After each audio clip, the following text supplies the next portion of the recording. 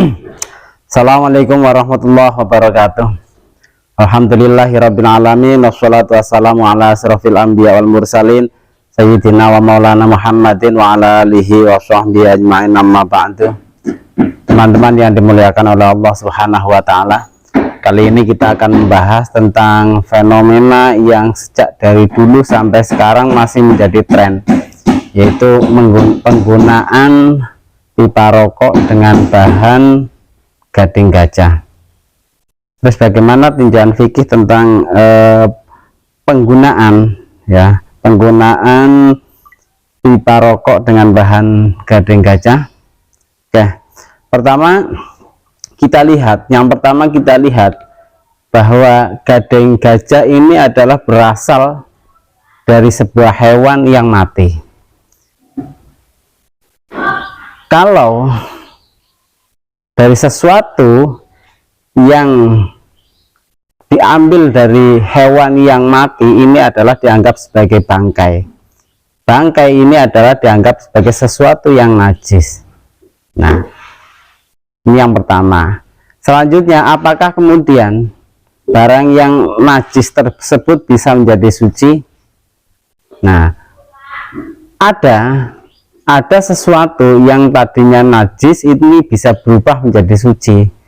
Di antaranya adalah khomer atau arak yang kemudian menjadi cuka dengan sendirinya. Kemudian yang kedua, ini adalah kulit bangkai. Kulit bangkai ini bisa menjadi suci ketika dengan cara disamak. Terus kemudian, apakah kemudian tulang gading gajah ini bisa berubah menjadi suci?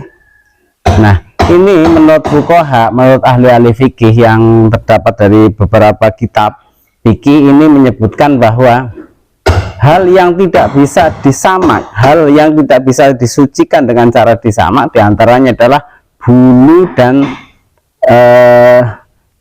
bulu daging beserta tulangnya.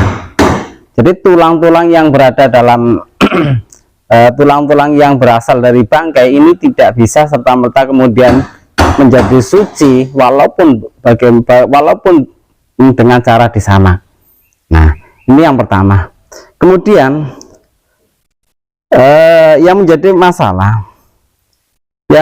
masalah adalah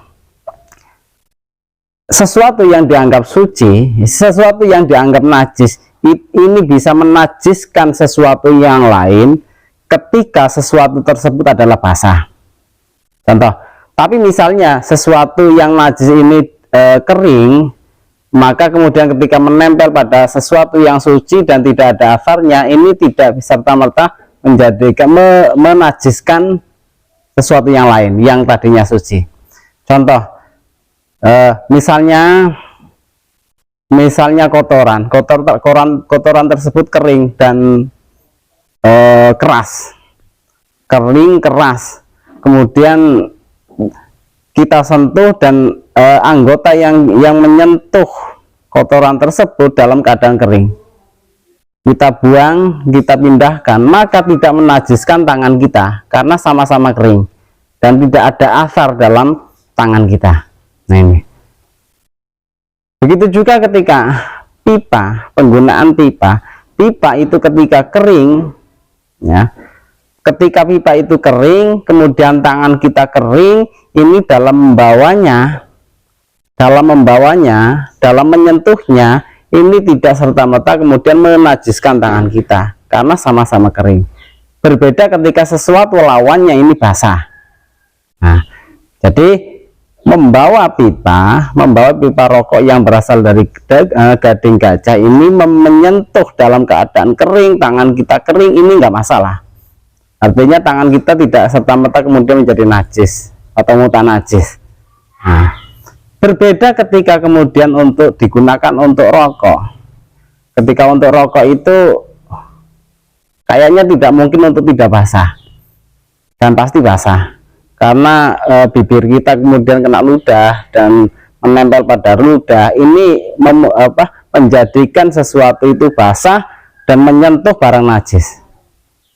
Nah, menurut saya menukil dari beberapa keterangan ini, maka hal yang seperti ini tidak diperbolehkan. Kita mengambil dari Syarah Al-Muhadzab. Syarah Al-Muhadzab di situ disebutkan,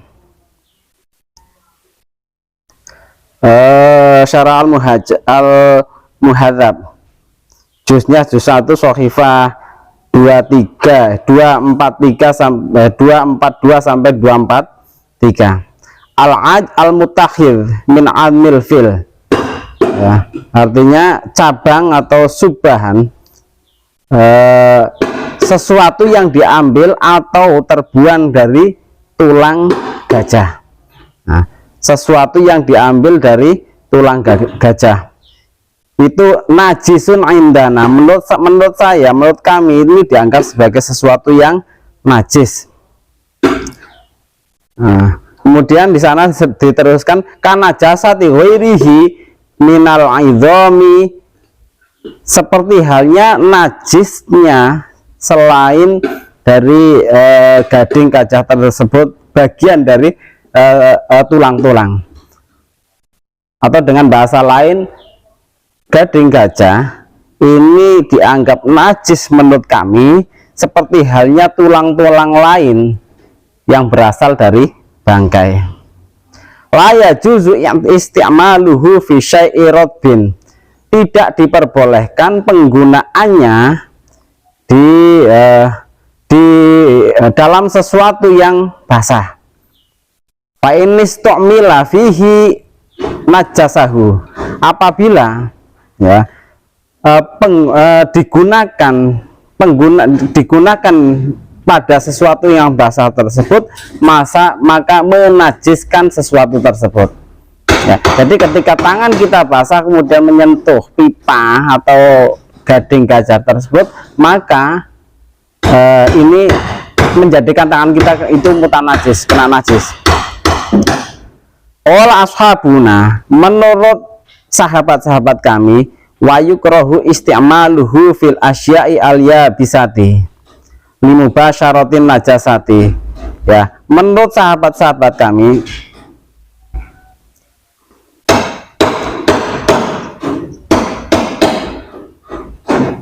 dimakruhkan menggunakannya pada perkara yang kering, ya, karena bersentuhan dengan perkara yang najis. Jadi ketika tangan kita kering, ya, kemudian pipanya kering, pipa rokoknya kering, pipa gading gajahnya tersebut kering, kemudian menyentuh, ini sama-sama kering, ini hukumnya makruh. Tapi kalau tangan kita itu basah, maka hukumnya tidak boleh, la yajuzu, karena berhubungan dengan menajiskan kita. Wala yahrumu, bentar. Wala yahrumu, tapi tidak diharamkan, ya. Wala yahrumu, dan tidak diharamkan, hanya sebatas apa? Makruh. Li'annahu la yunajjisu bihi, karena tidak menajiskan hal yang tersentuh. Jadi ketika sama-sama kering, ini hukumnya makruh, tidak sampai hukum haram.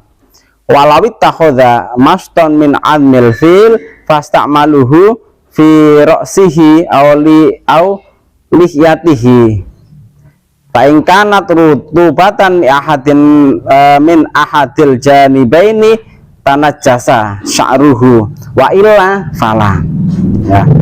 Ini kita kiaskan juga di sini, apabila ketika seorang membuat sisir dari tulang gajah dan digunakan untuk menyisir rambut, kepala atau jenggotnya, maka apabila salah satunya basah, maka rambut atau bulu itu menjadi najis. Dan kalau tidak basah, maka ya tidak najis.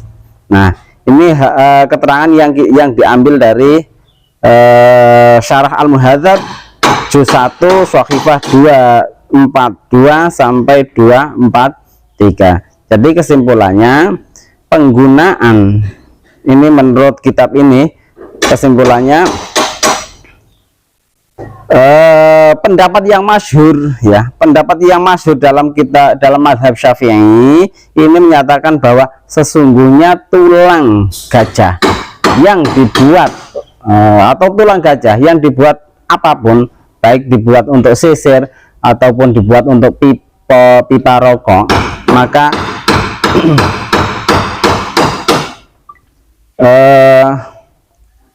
adalah najis, baik diambil setelah melalui proses penyembelihan maupun tidak. Karena apa? Gajah itu sesuatu yang tidak halal dimakan. Ketika gajah itu tidak halal dimakan, walaupun disembelih, ini dianggap sebagai sesuatu yang najis ya. Walaupun pengambilannya dengan cara disembelih, ini dianggap bangkai atau sesuatu yang najis. Pengambilan tulang dari yang najis maka hukumnya najis dan tidak bisa disucikan. Nah, kesimpulannya apabila gading gajah tersebut, pipa gajah tersebut kering dan kita menyentuh dalam keadaan kering, ini hukumnya makruh dan tidak sampai haram. Kemudian ketika tangan kita atau bibir kita dalam penggunaan pipa rokoknya tersebut dalam keadaan membasahi atau basah, maka ini menajiskan hal yang menempel, artinya menajiskan, memutanajiskan bibir kita. Jadi dan satu lagi perlu diingat bahwa ketika gading gajah dianggap sebagai sesuatu yang najis, maka ketika kita sholat dan di saku kita ada pipa gading gajah, berarti di situ secara otomatis membawa najis. Terima kasih, mudah-mudahan sedikit bermanfaat. Wassalamualaikum warahmatullahi wabarakatuh.